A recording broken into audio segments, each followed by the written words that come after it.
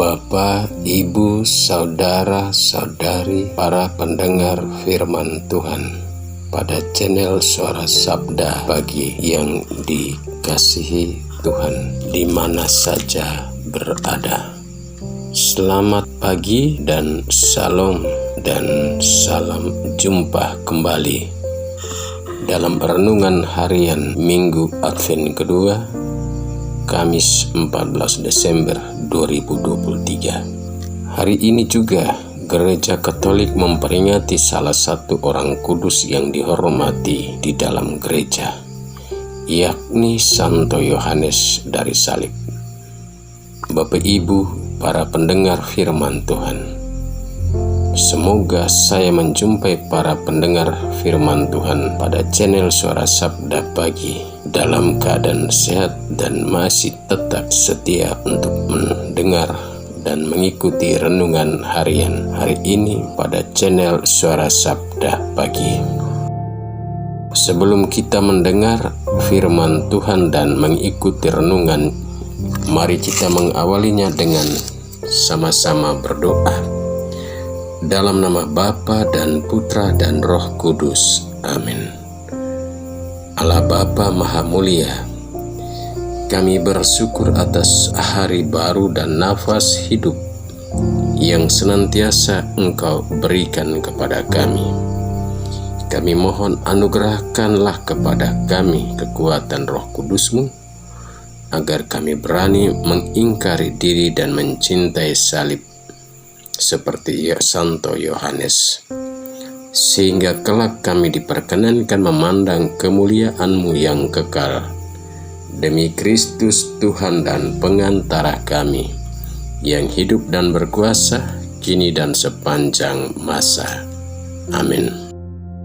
Bacaan suci sebagai inspirasi untuk renungan pada Suara Sabda Pagi diambil dari kitab Yesaya bab 41 ayat 13 sampai 20 dan dari Injil Matius bab 11 ayat 11 sampai 15 yang menjadi inspirasi utama renungan hari ini. Tuhan bersamamu dan bersama rohmu. Inilah Injil suci menurut Matius. Dimuliakanlah Tuhan. Pada suatu hari Yesus berkata kepada orang banyak, "Aku berkata kepadamu, sesungguhnya di antara mereka yang dilahirkan oleh perempuan tidak pernah tampil seorang yang lebih besar daripada Yohanes Pembaptis. Namun yang terkecil dalam kerajaan surga lebih besar daripadanya. Sejak tampilnya Yohanes Pembaptis hingga sekarang, kerajaan surga diserong, dan orang yang menyerongnya mencoba menguasainya. Sebab semua kitab para nabi dan kitab Taurat bernubuat hingga tampilnya Yohanes. Dan jika kalian mau menerimanya, Yohanes itulah Elia yang akan datang itu. Barang siapa bertelinga, hendaklah ia mendengar." Demikianlah sabda Tuhan. Terpujilah Kristus. Tema renungan untuk Suara Sabda Pagi hari ini saya beri judul, "Yang terkecil dalam kerajaan surga lebih besar daripadanya."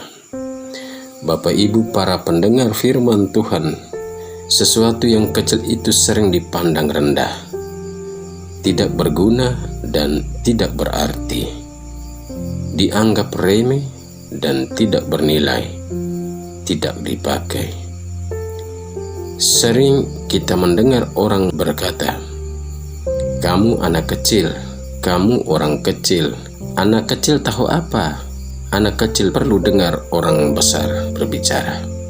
Bapak Ibu para pendengar firman Tuhan yang dikasihi Tuhan, dari aneka pernyataan tentang yang kecil itu, apakah itu berarti kita boleh membenarkan bahwa kecil itu tidak berarti, kecil itu tidak punya pengaruh, dan kecil itu boleh dipandang remeh? Rasa-rasanya jangan dulu. Karena ada orang berkata kecil itu indah, dan itu berarti baginya kecil punya nilai dan berarti tentang apa dan bagaimanapun kecil, jangan dipandang rendah dan dianggap remeh. Nubuat Yesaya bab 41 ayat 13-20 mewartakan kepada kita bahwa melalui Nabi Yesaya, Tuhan Allah memberi harapan dan kekuatan kepada bangsa Israel dan semua orang yang menantikan kedatangannya, menyatakan diri bahwa Dia adalah Allah dan Tuhan bagi orang Israel dan semua orang yang senantiasa memegang tangan Israel dan berkata, "Jangan takut, Aku akan menolong Israel," dan berjanji akan membuat Israel menjadi papan pengirik yang tajam dan baru, dan akan mengirik gunung-gunung dan mencabutnya. Bukit-bukit akan dibuat seperti sekam. Bapak Ibu, para pendengar firman Tuhan, dengan firman yang demikian, maka kita tidak boleh serta-merta mengatakan bahwa kecil itu tidak berguna dan bernilai. Singkatnya, bahwa Allah itu tidak akan meninggalkan Israel meskipun kadang Allah membuatnya menjadi kecil dan ditindas. Namun demikian, Allah memberi harapan bagi Israel bahwa Ia akan membuat alam semesta itu menjadi subur dan menghasilkan banyak buah dan diberikan kepada Israel. Dan Yesus dalam mewartakan Injil hari ini menegaskan bahwa jangan memandang rendah dan menganggap yang kecil dalam tanda petik itu tidak berguna. Sebagaimana firman-Nya, sesungguhnya di antara mereka yang dilahirkan oleh perempuan tidak pernah tampil seorang yang lebih besar daripada Yohanes Pembaptis. Itu berarti bahwa semua nabi yang diutus Allah tidak lebih besar daripada Yohanes Pembaptis. Tapi pada sisi lain, Yesus mau mengatakan bahwa yang terkecil dalam kerajaan surga itu adalah dirinya sendiri, yang lahir sesudah Yohanes Pembaptis. Namun bukan berarti dia lebih kecil dari Yohanes, melainkan ia yang lebih besar. Karena Yohanes diutus mendahulunya untuk menyiapkan jalan hati manusia bagi kedatangannya. Bapak Ibu, para pendengar firman Tuhan, Yesus juga menegaskan bahwa sejak tampilnya Yohanes Pembaptis sampai pada masanya sendiri dan bahkan sesudahnya hingga masa kita sekarang, kerajaan surga diserong dan orang yang menyerongkannya berusaha menguasanya, yakni nabi-nabi palsu dan orang-orang antikristus. Karena sejak para nabi hingga Yohanes Pembaptis bernubuat tentang dirinya, maka marilah dalam masa Advent ini kita tidak perlu memandang diri lebih besar dan hebat, tapi berusaha menjadi kecil, tapi bukan berarti tidak berguna, melainkan menjadi kecil namun bernilai dan bermanfaat bagi orang lain dengan mendengar dan melaksanakan firman Tuhan dalam keseharian hidup kita. Sebagaimana Santo Yohanes dari salib berani mengingkari diri demi salib Tuhan, maka kita juga perlu mencontohi sikap hidup Santo Yohanes dari salib. Amin. Marilah berdoa. Allah Bapa naungan dalam penderitaan, Engkau telah menyatakan kekuatan dan keunggulan salib dalam diri Santo Yohanes dari salib.